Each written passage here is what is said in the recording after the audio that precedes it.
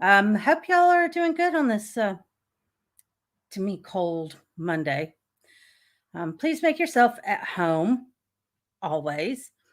And remember, don't be shy, ask questions. Very welcome. And I like to greet every one of you. If I don't get to you immediately, I promise I will. And if I don't, let me know.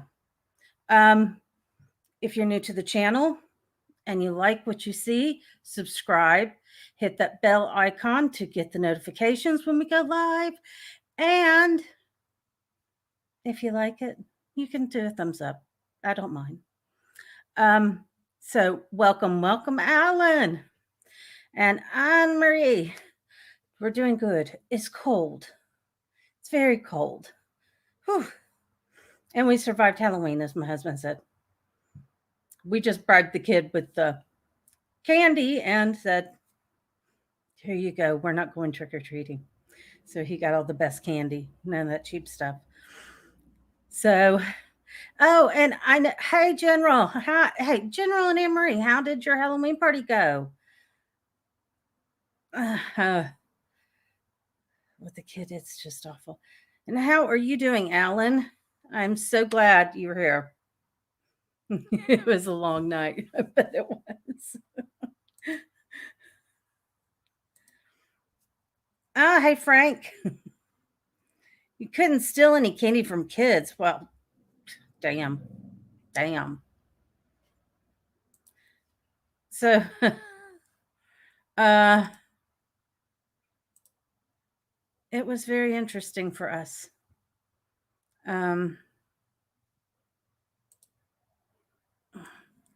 You could tell everybody was quite ragged and emotional. Yes, I know.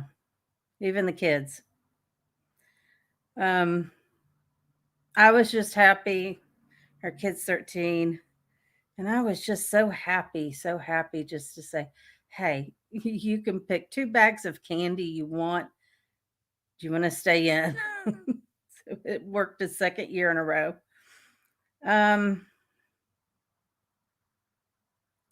Oh no, 2 washes. Did it all come out, General? And I have to ask, what did you go as to have purple hair? That's the interesting part.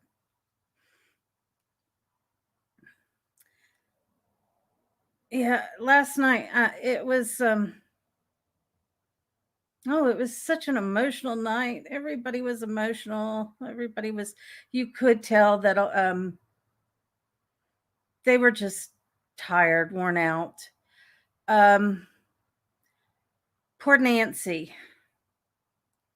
Oh my goodness, poor Nancy had a really rough night and morning at the hotel.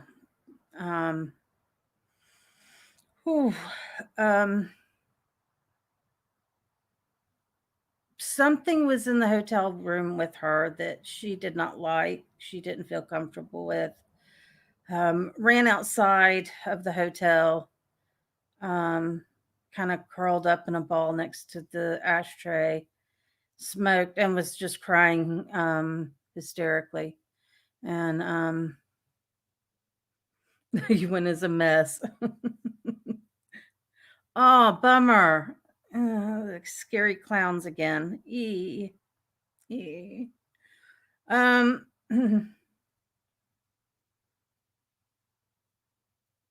But she really had a rough night, called her sister, told her sister everything, hysterically crying.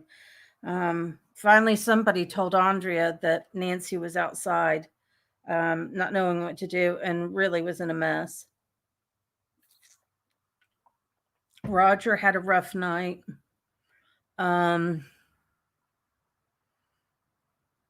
Christine was there. Caroline was there. Cindy was not there. Christine said Caroline had a really rough night, cried most of the night through. It seems a lot of things. Yes, please. I can't wait to see it.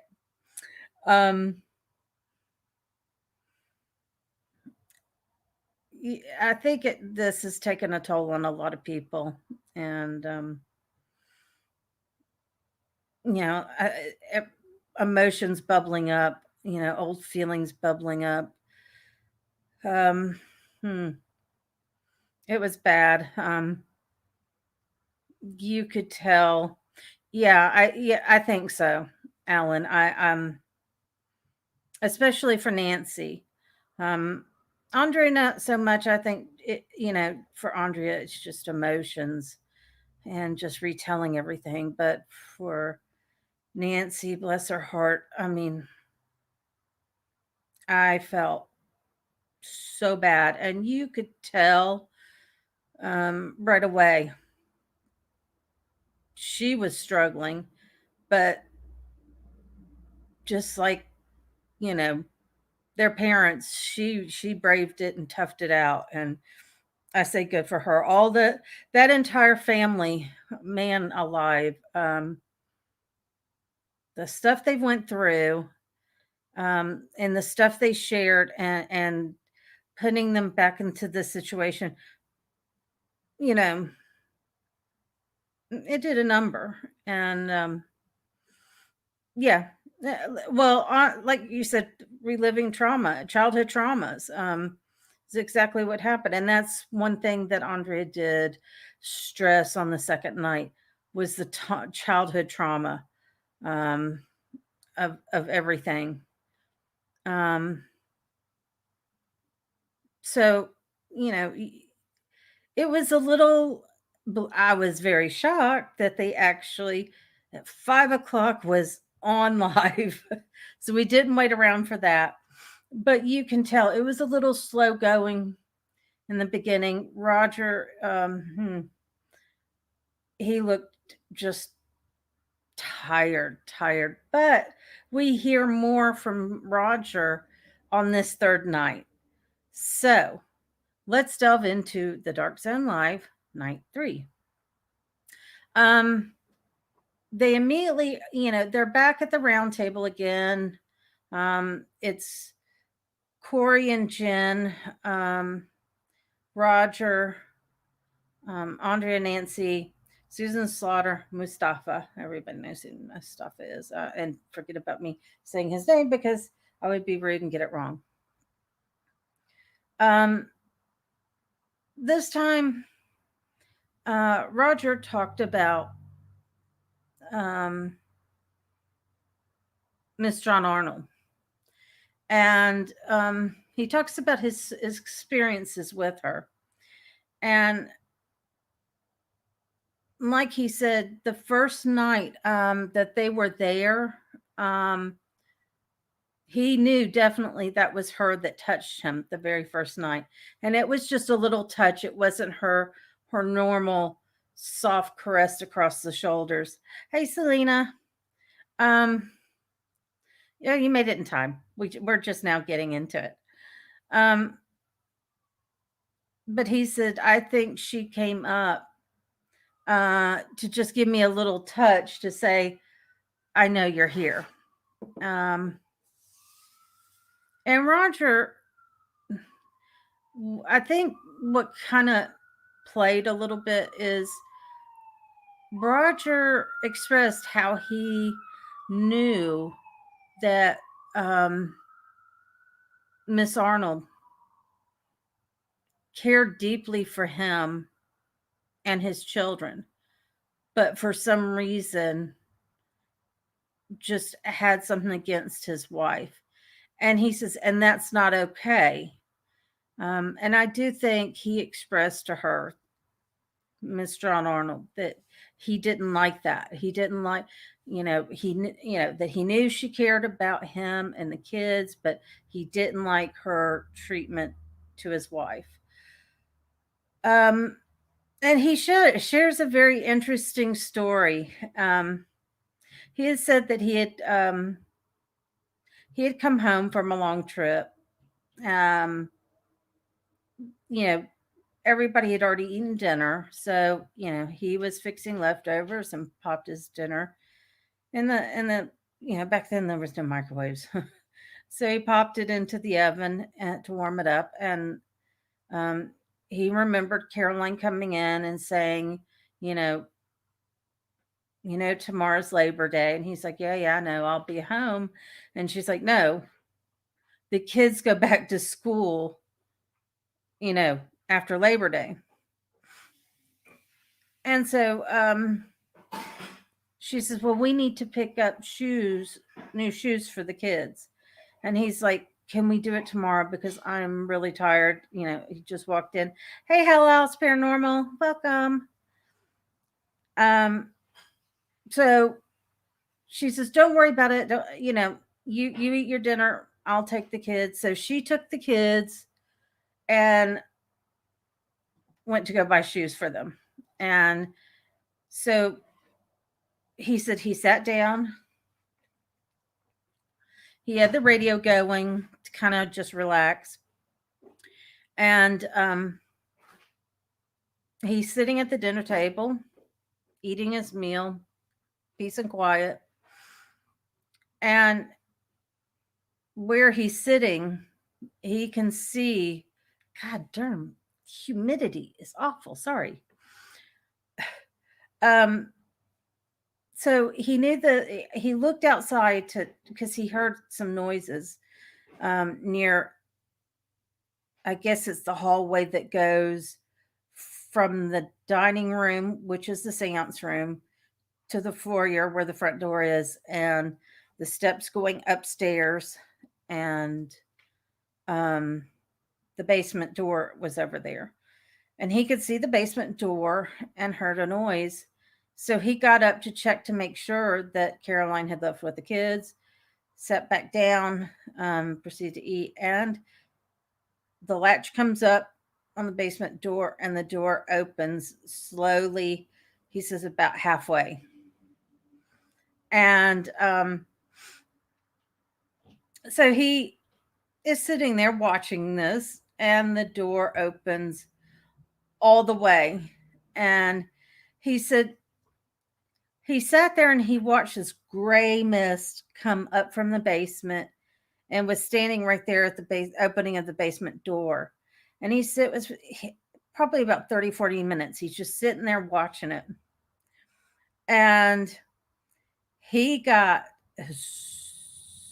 very impatient. And he says, I admit, I'm an impatient man.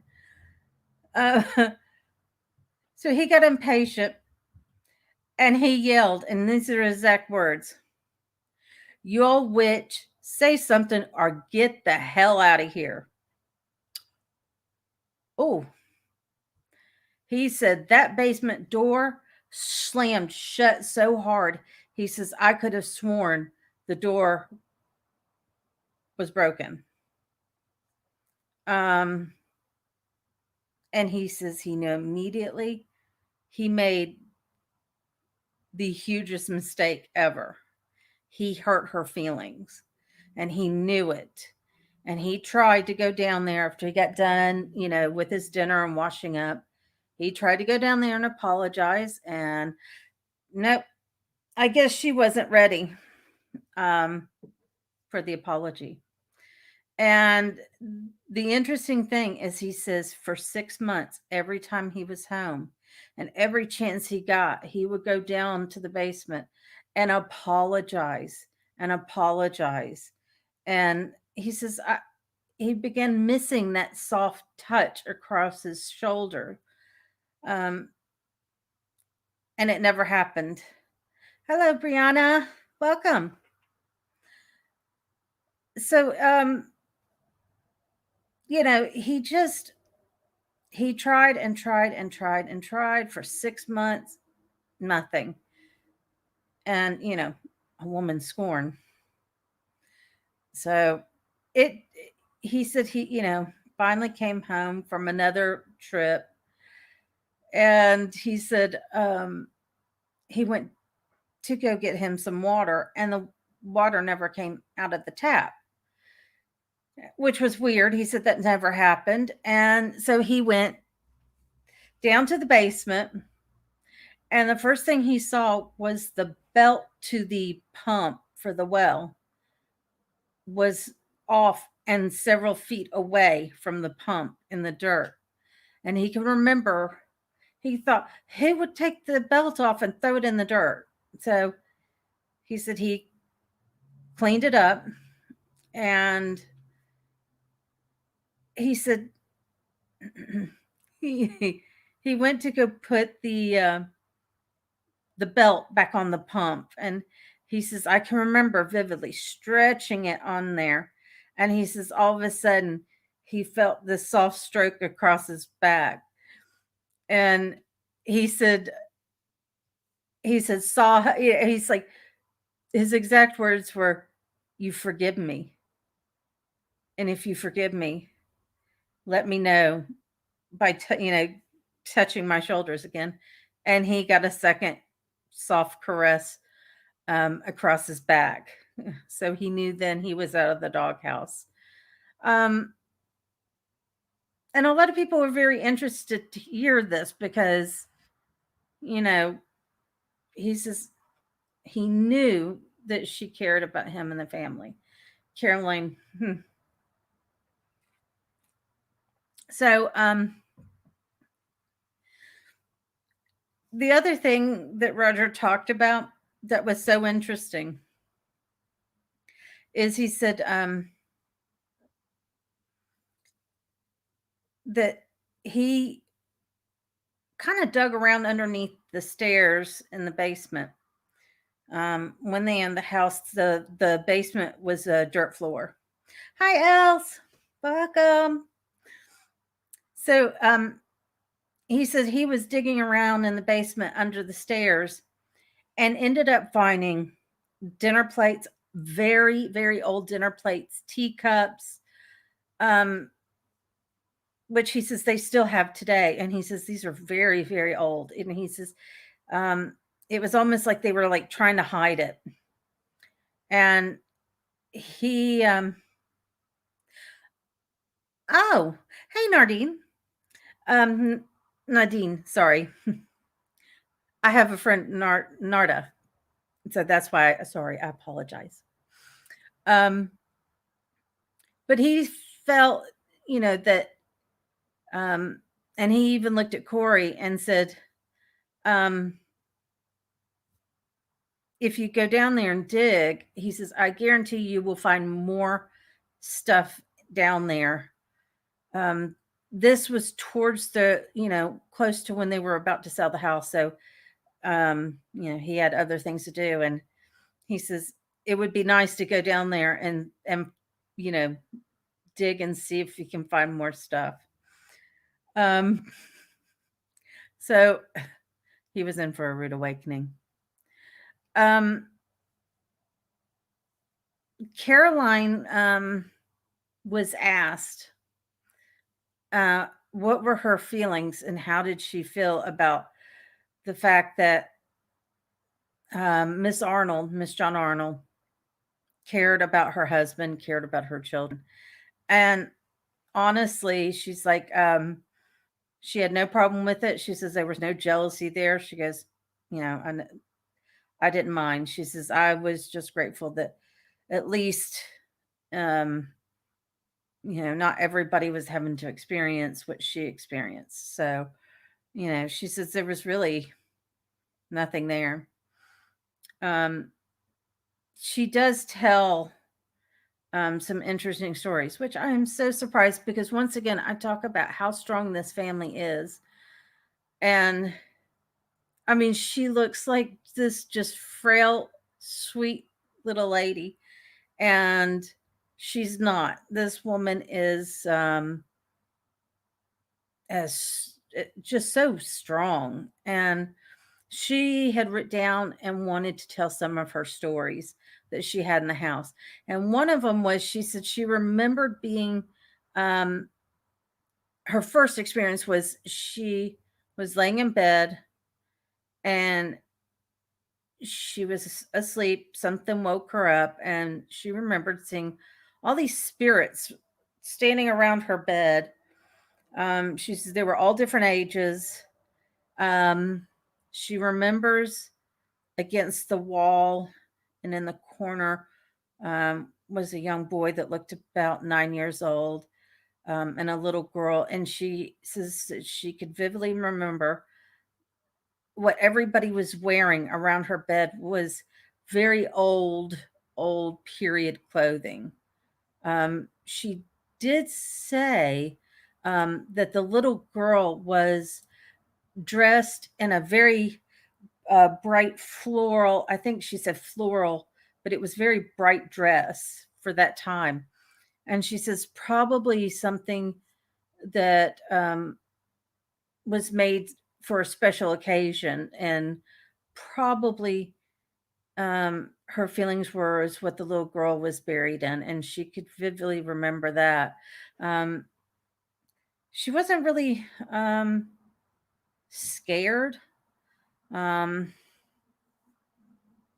then she talked about um, one of the most scariest times she ever had in the house. And she said that was the woman that, again, she was in bed sleeping, woke up, for some reason she woke up. Roger was asleep next to her. And she says, this woman, um, she says, that had no facial features, but you could see her skin, and her skin looked like really old, dry paper. And like her hands, is a way, was like a wasp nest with her fingers kind of protruding, poking out. Um, and she can vividly remember the lady, she said, had messy hair, a very old period dress with some lace on the pockets. And she remembers the apron was really dirty. Um, she said the lady had really messy hair. Um, right, Candyman, Candy Woman. But that scared her. That really scared her. And she said the lady came down from the ceiling, and she said this lady was like 6 feet tall. She said very tall. And she said what frightened her the most is the lady leaned over her and was coming in towards her like she wanted to kiss her. Um, and she said this a couple times, like the lady wanted to kiss her. She didn't know why. Um, but you know what what scared her is it wasn't necessarily a kiss, but she says a kiss or a touch. Caroline thought the kiss or the touch um, was if the lady touched her or kissed her, she felt like she would die. Um, and the fear was so strong in her that she literally was, um, she said, almost climbing up her headboard. She was trying to wake Roger up. Roger was just out, and she can vividly remember grabbing his hair and twisting as hard as she could to get him to wake up. I mean, because she was terrified. Um, so um, the lady finally disappeared, and she was able to wake up Roger. But the what really scared her was um,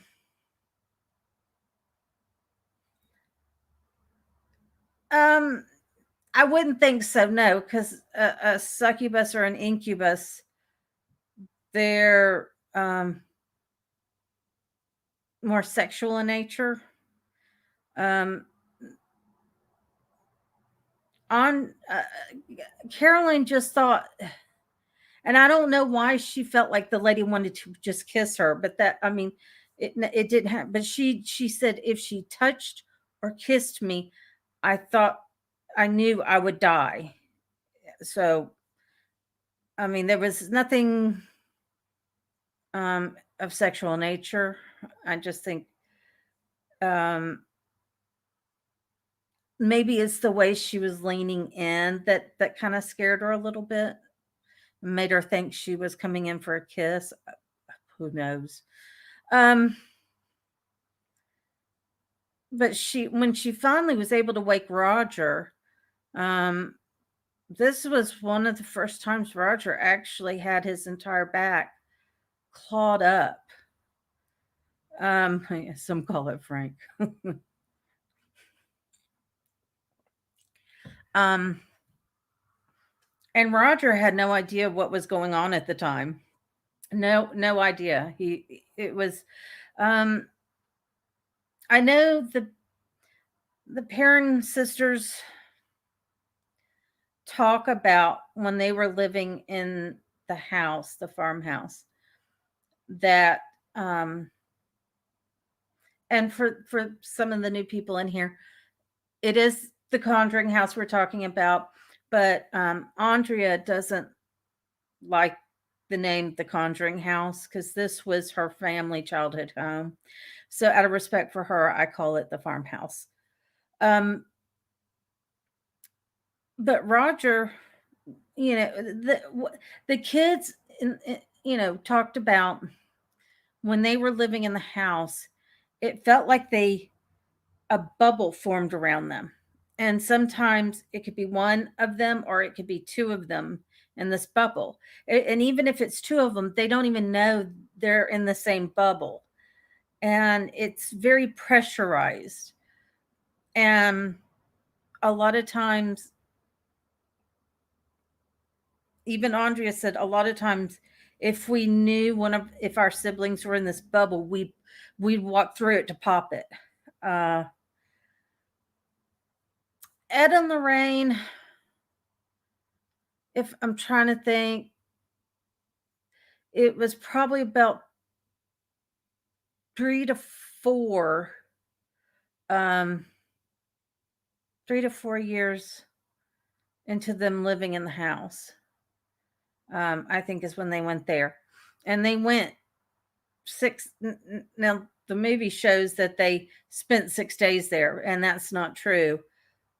They visited 6 times, and they didn't really stay very long, maybe an hour. Um, and I think everything happened. I want to say 74 is when um, everything happens. Um, so I found that very interesting that each of the 5 siblings, um, oh, you're welcome, Els. Each of the 5 siblings all talk about this bubble, being in this pressurized bubble. Um, and even if there's two of them in the same bubble, it almost keeps them from seeing each other. Very strange. And the suggestion was maybe Roger was in one of these bubbles, or maybe he was put into some kind of comatose state where no matter what Caroline was doing, he wasn't going to wake up. Um, and the weird thing about it is Caroline took care of the kids really quick. She didn't want them to see, Roger and his back and scare them.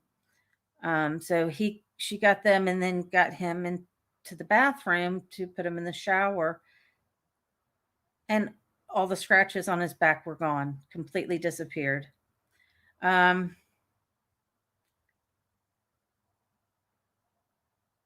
and the interesting thing is, during this whole experience with Caroline, and her trying to wake up Roger, she really thought Roger was dead. Just that was the one thing that went through her head was, oh God, because he wasn't moving. Um, Caroline also, uh, now this is what's freaky to me is Caroline said she could remember shortly after putting April to bed. And April's the youngest.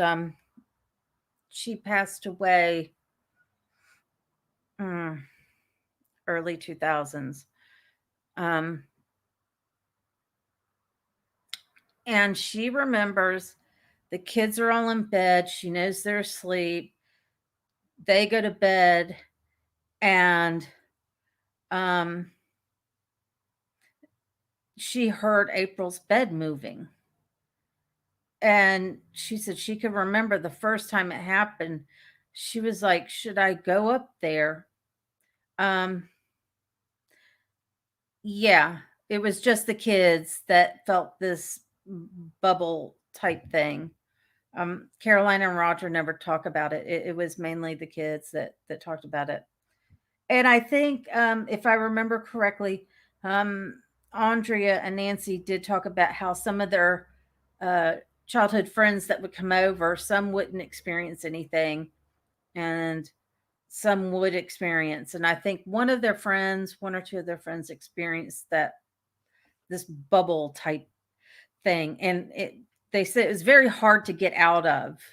Um, so usually, um, they knew, the other siblings knew what to look for and realize, okay. And they said, all you do is you just walk through it and it popped and everything was back to normal. It was very weird. Um, so Caroline said she could hear the bed moving, April's bed moving. And she remembered laying there going, oh God. And keep in mind, Caroline or April's youngest, so she's not even school age yet. And she remembered, oh my God, my child is probably being traumatized. But every time she went up there, April sound asleep in the bed, she says, is literally moving all around the room. And that every morning when they woke up, April's bed's always in the middle of the room. Now that would freak me out. Mm-mm. Um, that's a good question, Anne Marie. I think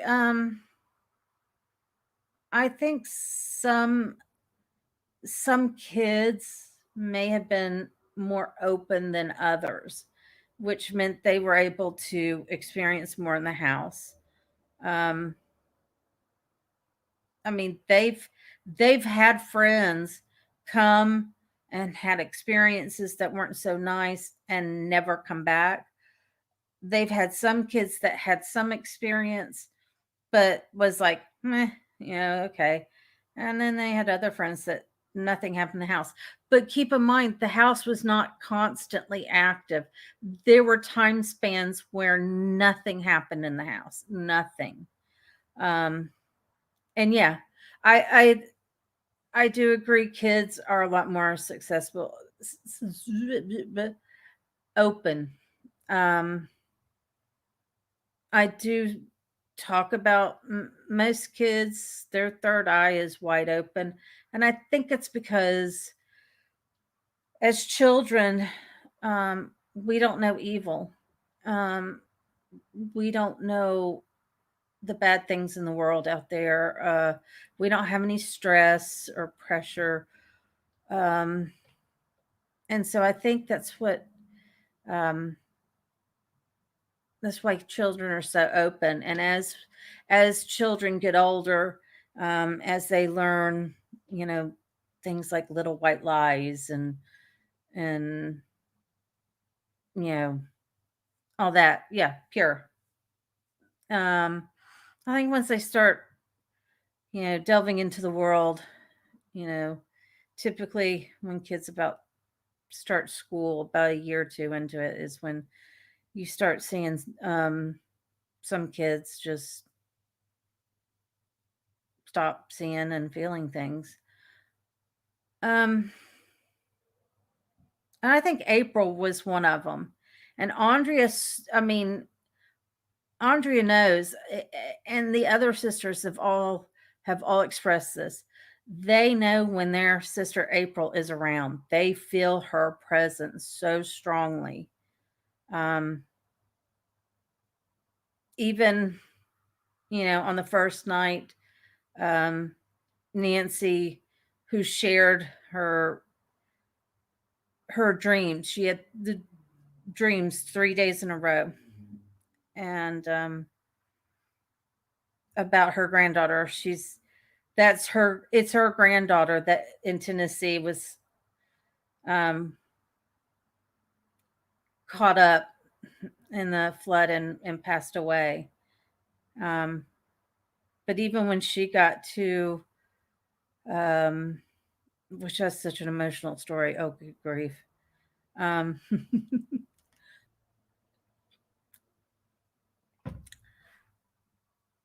uh, even Nancy said, even the first night when they got there, um, that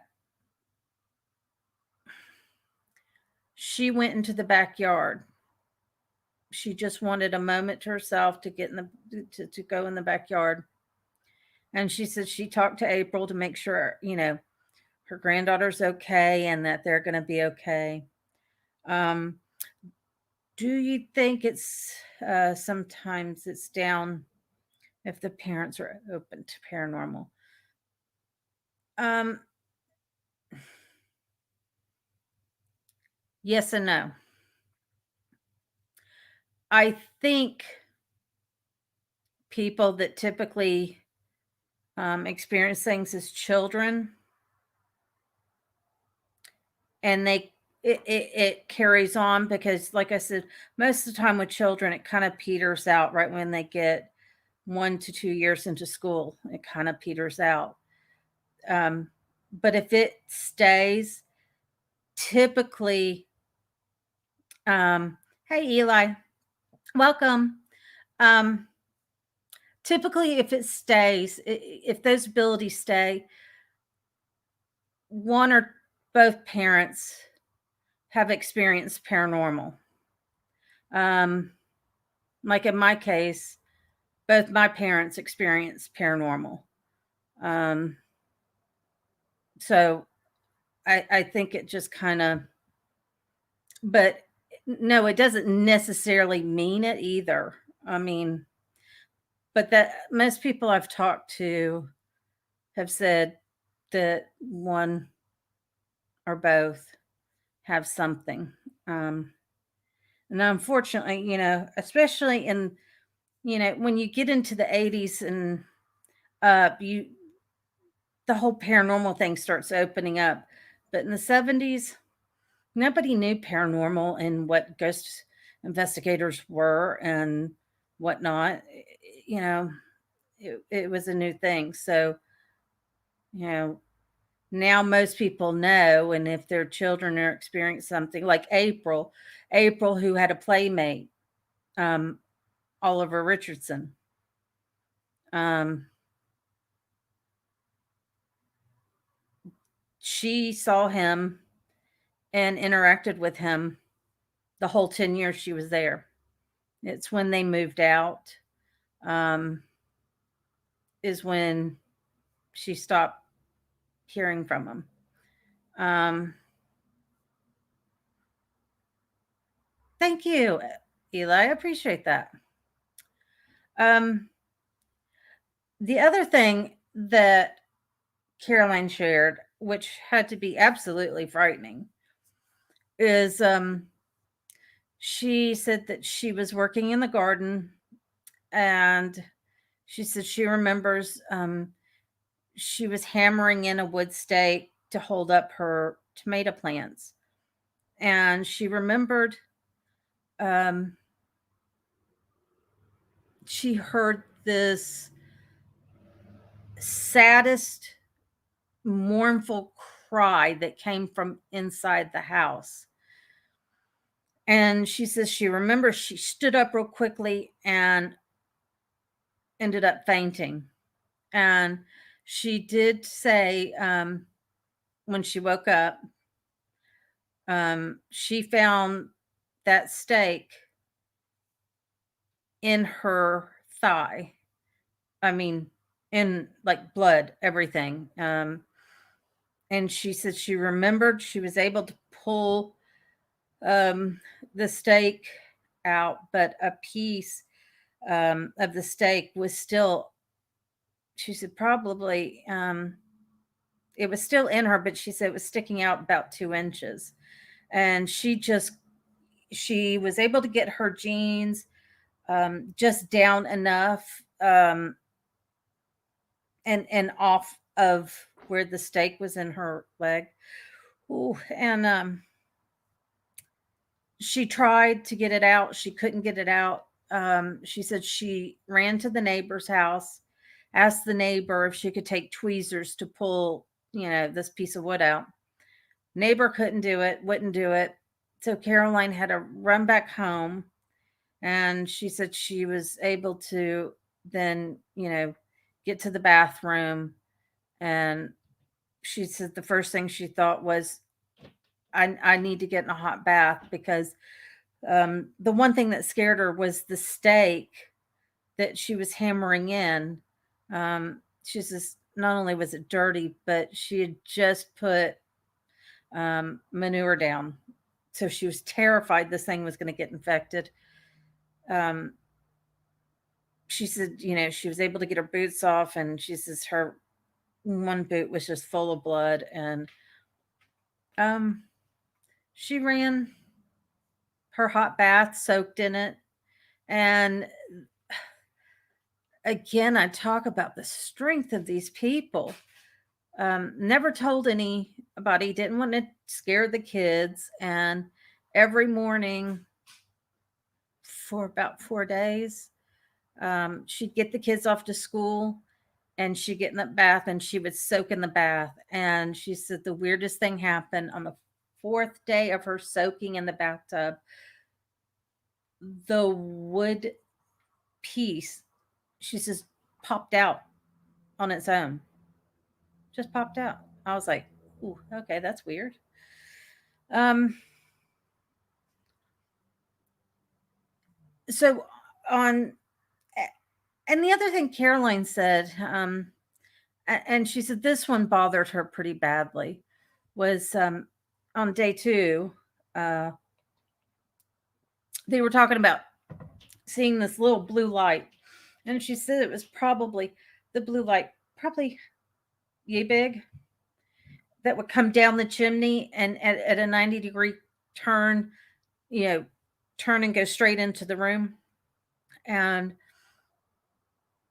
she says this still weighs on her mind, as she had called her friend and had told her friends, some things had happened. And she's like, well, I'm going to be there, and I'm going to come visit, and I want to see it and hear it all. And while her friend was there visiting, 2 of those blue lights came down the chimney. And everybody was there, the whole, all the girls were there, and they saw it, and went right into her lap, both of them. And she ended up dying of cancer. And Caroline said a blue light came down on another occasion and went into her. And I think she had cervical cancer. I think, don't quote me on it, but she did end up with cancer. So this happened to about 7 people, and all 7 people had cancer. But her best friend, she says that really weighed heavily, and still weighs heavily on her. And so last night, Susan Slaughter brought up UFOs. And Andrea, her very first experience of UFO was at the Conjuring, or did it yesterday, did it today, was at the Farmhouse. And she said she saw a big fleet of them go right across the entire, property. And she says this was seen all over the world. I mean, people saw the same thing in Iceland and across North America. So, I mean, she wasn't the only one to experience this. Um, and Corey Heinzen, the now owner of the farmhouse, even said that people were coming to him and saying, "Hey, look, we were outside smoking a cigarette and we saw something up in the sky that was not a plane. It wasn't any. It was a UFO." Right. Bad things. Um, so he was getting reports from people that they were seeing UFOs. Now, um, the interesting thing that I found was him and Corey have talked about, seeing a shadow person. Um, but he said the interesting thing was, they were researching, um, because so many people were talking about seeing UFOs there on the farm, around the farmhouse. Um, and what they thought was a shadow man, um, because they at first, I think Jen said at first that it was, to her it looked like the shape of a Slenderman. But it turns out when they were looking at different, you know, things, that they, instead of seeing a shadow person, probably have seen a gray.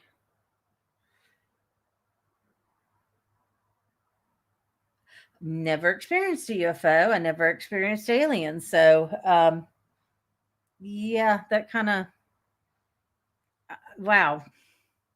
Um, Corey did. He did say he witnessed, and this is the one thing that scared. Well, I wouldn't say scared, but freaked him out. Is he saw this one big UFO craft coming over, just taking its sweet time, but there were two fighter jets. And he says the position they were in, and Corey, being a Marine, would know. Um, but the position these fighter jets were in was in a defensive position. Um, that, he says, really freaked him out. He says, so, when the government says, he's like, that's BS, because he witnessed it. He, with his own eyes, going over the farmhouse. Um,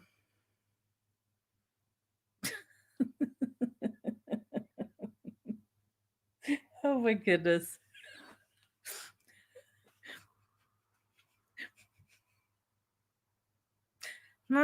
I'm not saying anything. Y'all are misbehaving. So, Andrea says that she believes, um,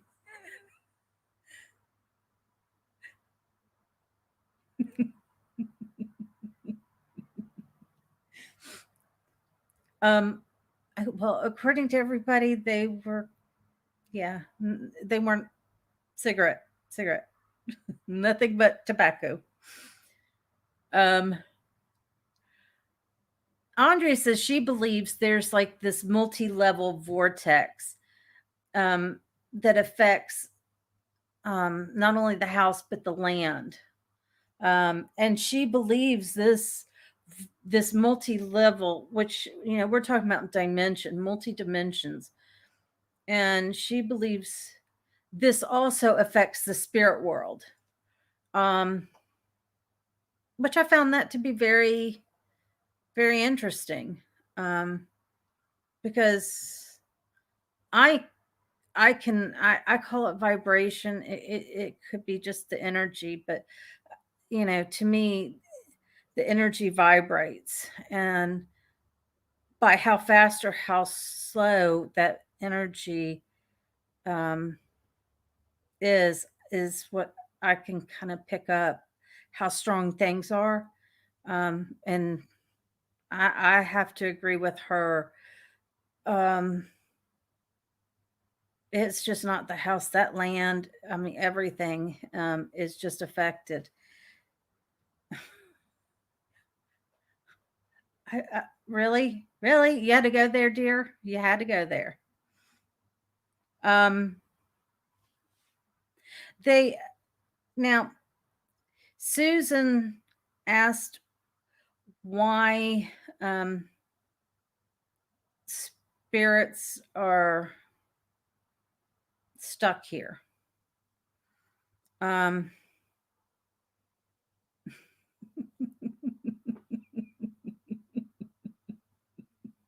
oh my gosh, you two ladies crack me up. There you go. You deserve that one, honey. Um, and what they discussed is why are spirits here attached to the property, and they don't transcend. Um, and like Andrea has discussed, she feels if if people have died too quickly or died so tragically, um, that may be why their spirits are here.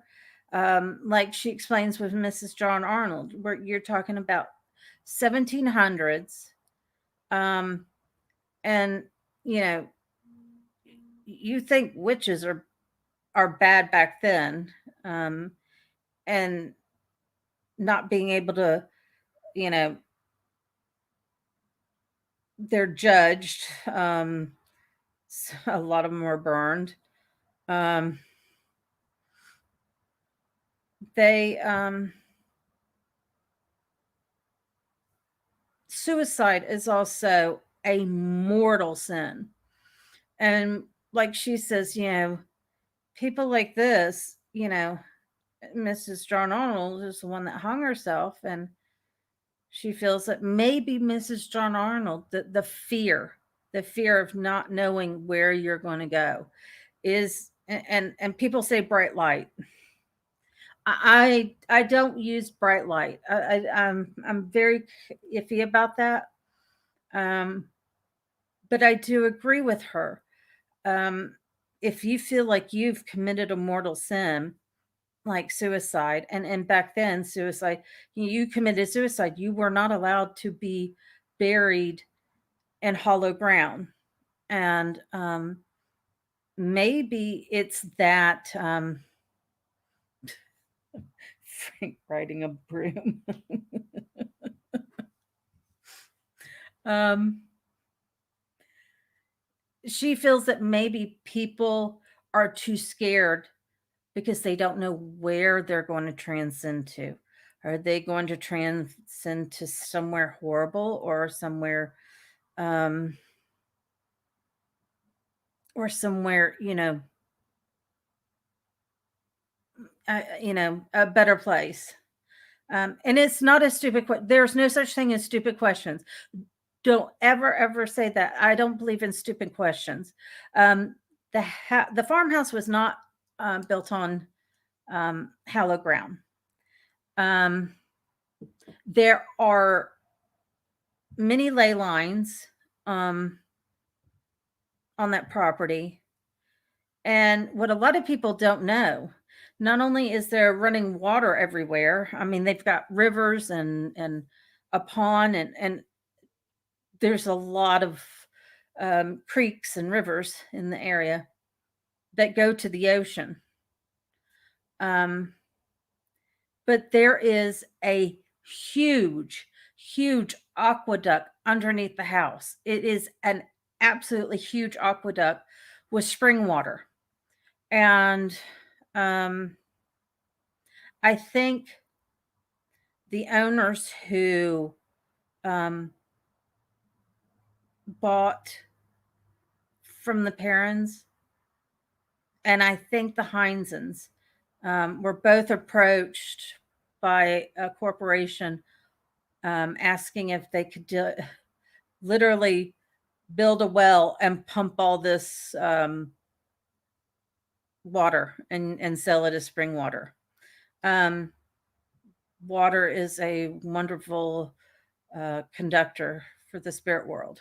Um, and I think that right there, I mean, and um, and as I'm, about to say, the other thing too is um, Corey even discussed this because Corey even talked when they first bought the house.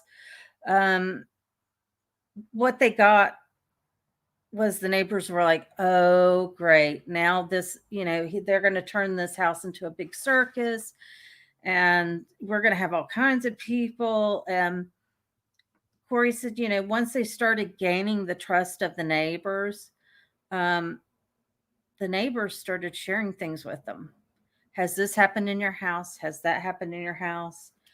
And um, turns out um, properties around the farmhouse are haunted. And I do know that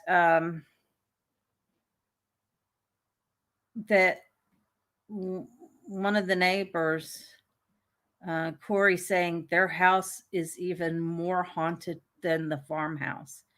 They just choose to ignore it, um, which that blew my mind.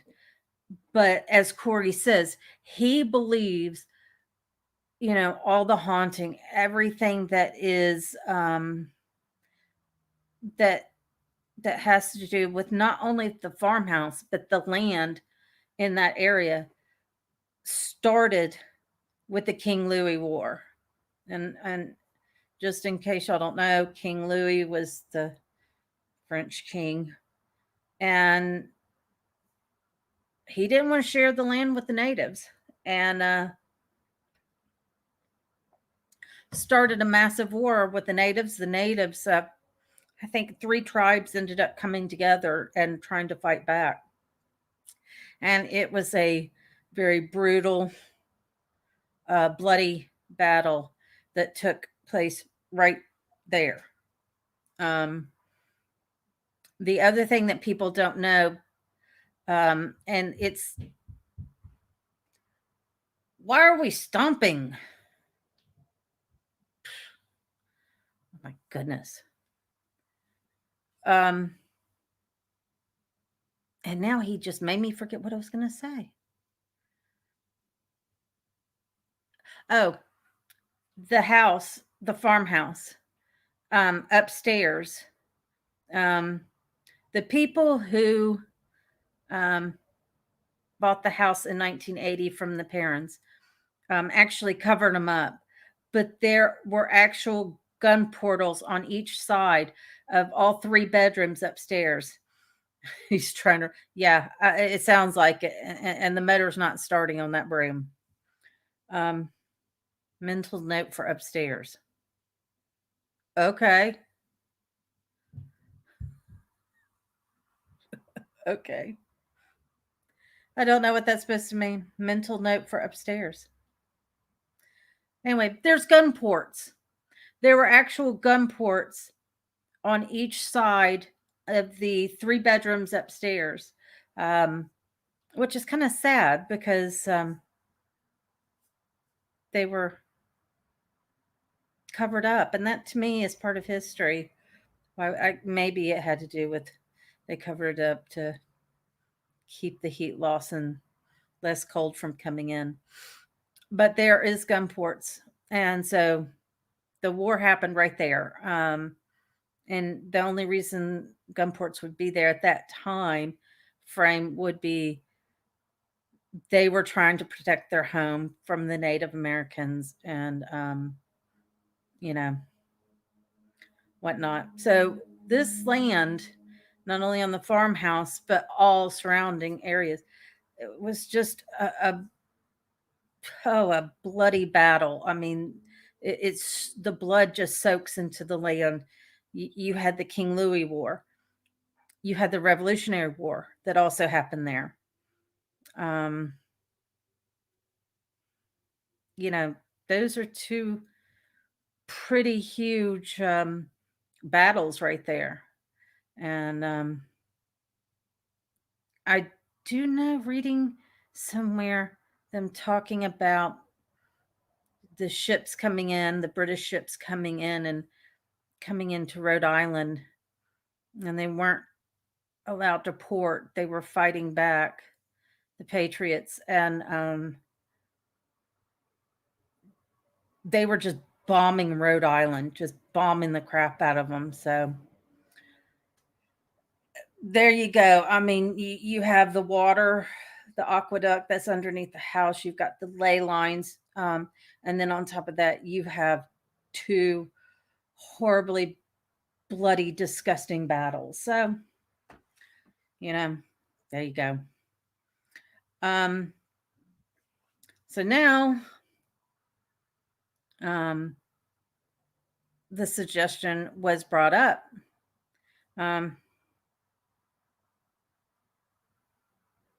that would be nice.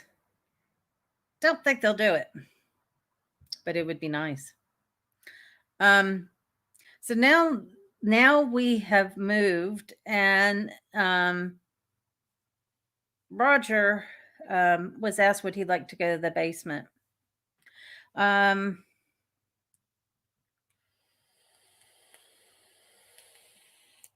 oh, it's gonna get even more interesting. Um, the basement has been known. Um, every time men go down there, somebody is touched softly down there. Um, no woman. Same here, Anne Marie. Same here. Um, so, what Susan Slaughter suggested was um, that only men go down with Roger. Um, so it would be Corey, Mustafa, Jay, and Bill who are working the cameras. Um, and Roger agreed to it. And um, Ed is just, oh my gosh, horrible. He's just horrible. But anyway, Susan said she would come in towards the end just to see if things change. Um, you mean a genie? um, so Corey goes down. Roger's behind Corey. Mustafa is behind Roger. They go down the steps, and Roger ends up um, missing the last step and falls. And let me tell you, this man is tough. Um, it wasn't a big fall, but it was enough to kind of startle everybody. But he got right back up like nothing ever happened. And I was like, that is one tough dude. Um, he was very, very vocal about his opinions of what took place in the basement. Basement used to be dirt floor, it's now concrete. Um, I won't repeat the words he said, but yeah, he was pissed what they did to the basement. He said the pump's not there anymore. Yeah, he was not happy. He was not happy at all about the basement. And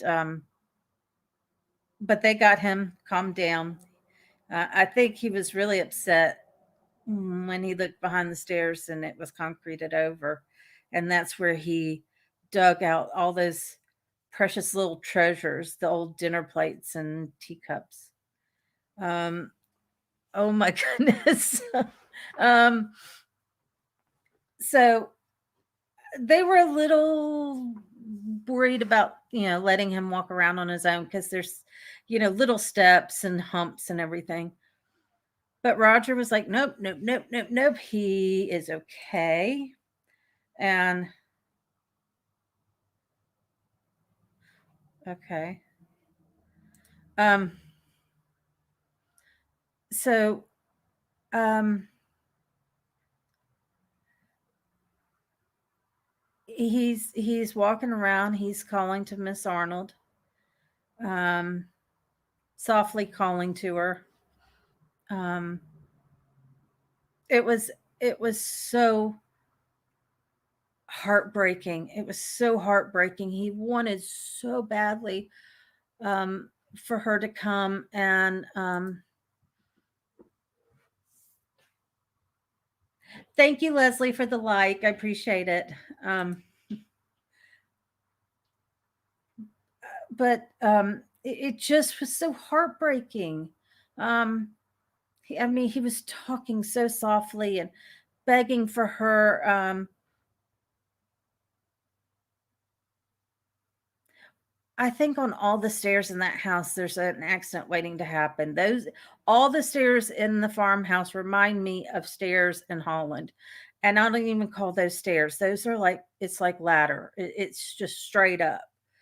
And most of the time you have a curve at the bottom and you go straight up. And then when you get to the top, you've got another curve. Oh, I fell down those stairs more than once. So when I see the farmhouse and see it just takes me back. But it was so heartbreaking. I mean, I got goosebumps. I mean, he begged for Miss Arnold to come and touch him. Sweet dreams, Els. Thank you so much, and I appreciate it. Um, but I just felt so bad for him. I mean, he begged and begged for her to come and give him that one soft touch. Then the crew, I think, felt safe enough for him down there, and they went upstairs and let him be down there by himself, thinking maybe that will help. Um, but try as he might, she never showed up. But the interesting thing was, um, Bill, the camera guy, who is also an investigator, um, he did come down and he did tell um, Roger that, and he showed him the location. He says there was a white mist that went across this area right here, and he goes, "No, I know she's down here." He's like, she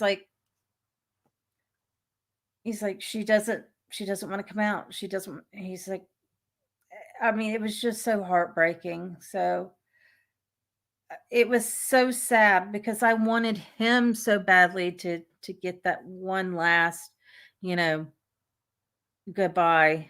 Um, but he came out empty-handed, unfortunately. Um, by that time, everyone was taxed. Thank you, Frank. I appreciate that. Um, but everybody was tired. Everybody was exhausted. Andrea was exhausted. Nancy had calmed down because when he took that little tumble, oh, Nancy, she knew he was going to fall and was so upset. I mean, she was so upset. But I mean, again, I say this family, they're tough as nails and they stick with each other through thick and thin. And, you know, they were pretty worn out and ragged by this time. And by this time, it just it was, they said their goodbyes. They said their goodbyes to the house. Um, they were just exhausted. Nancy was ready to come back. Well, see, I live in Georgia, so um, Nancy was ready to come back home, and yeah, everybody was wiped out. And to be honest, I mean, it was taking them so long. Um, and me watching this too, I was so exhausted. So phew, I was done. I I passed out last night, and I was like, I can't. I tried to stay for the investigation. I couldn't do it. Um, it was one last investigation. Maybe I'll go back and catch the last two investigations and see how that went, and maybe report on it briefly. But you know, it was all in all, it was awesome. You heard stories you never heard before. You saw emotions. Um, People were experiencing things. Um, it it was awesome. It was just really awesome. You could feel, hey Monique, mwah, you made it. Um, you can tell, I could tell the energy in the house was different. Um, when the family was there, you could tell. When they left, it it changed. It wasn't the same with the family there. Um, so it was interesting to see. It was emotional. I cried every time Andrea cried. I cried. Uh, she only once let her temper flare. Um, but it was all in all together, what a awesome experience to see. Um, so yeah, there's my story. If y'all have any quick questions to throw at me, I'll answer them. I don't mind. Like I told Els, I don't believe in any stupid question. There's no such thing as a stupid question. Um, so if y'all have any questions, shoot them at me real quick, and how are you doing, Monique? I'm so happy you caught it.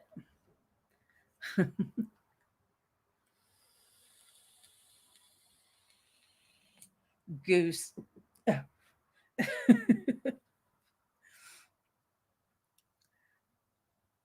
Oh, you're so welcome, Emery. You're so welcome. I just thought, you know what? I know there's a lot of people that didn't want to pay the money. Um, I know the first time they filmed or did the 7 day, that one to me was very expensive. This one was a little bit more affordable, but I knew there was a lot of people out there that would have loved to hear the things that happen in the house, and I thought, why not share it? I found it interesting, and I hoped everybody else found it interesting. Oh, I'm so happy, Monique. And I'm doing good. I'm tired. I'm exhausted. The emotional ups and downs of watching this 3 day thing was crazy. Absolutely crazy. Thank you, General, so much. I appreciate that. Um, so yeah, there you go. There you have it. That was the 3 nights in the Conjuring House, and um, I wish, um,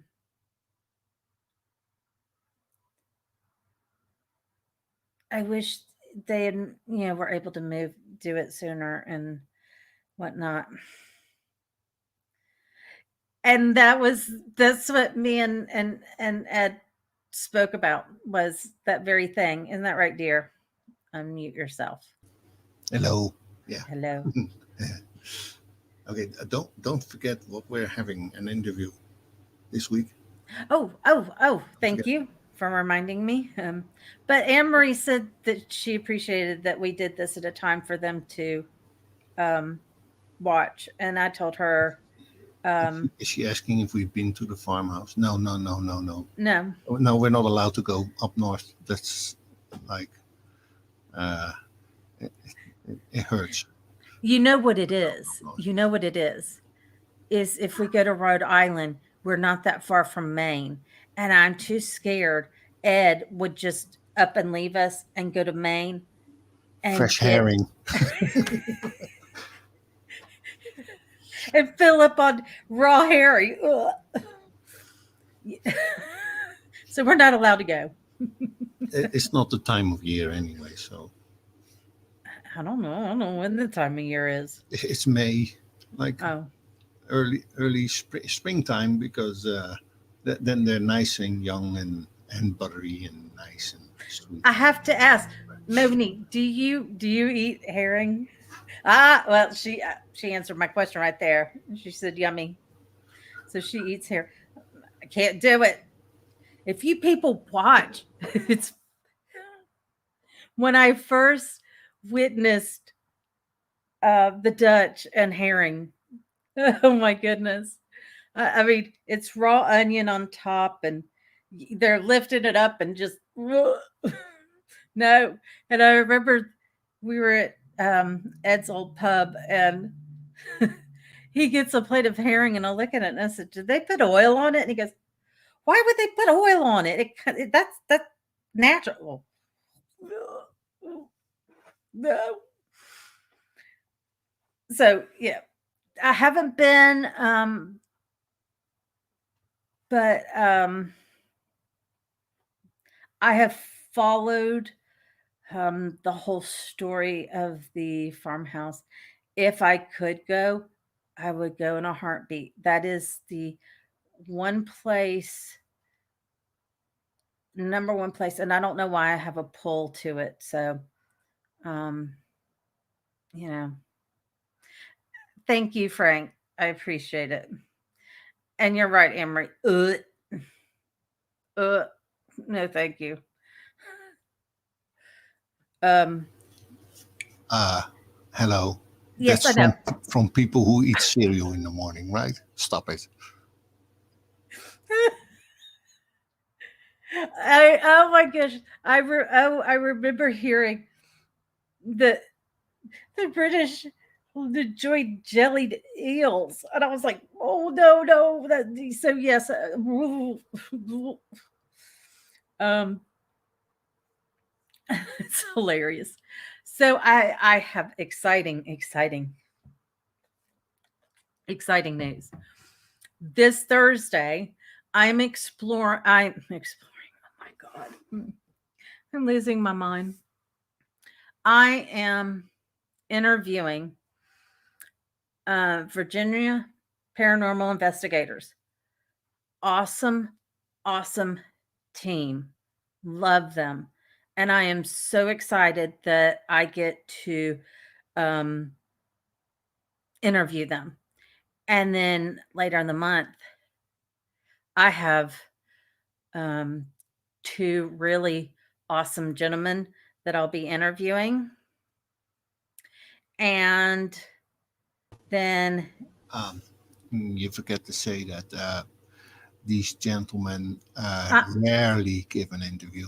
yes, Very rare. rarely give an interview. So I am so honored that they said yes to this. Um, and you guys will absolutely love them. Um, and then December, um, I have a medium who has an awesome story to tell. Um, I mean, I'm blown away by oh my goodness, blown away. I mean, the story will blow y'all's mind. Um, and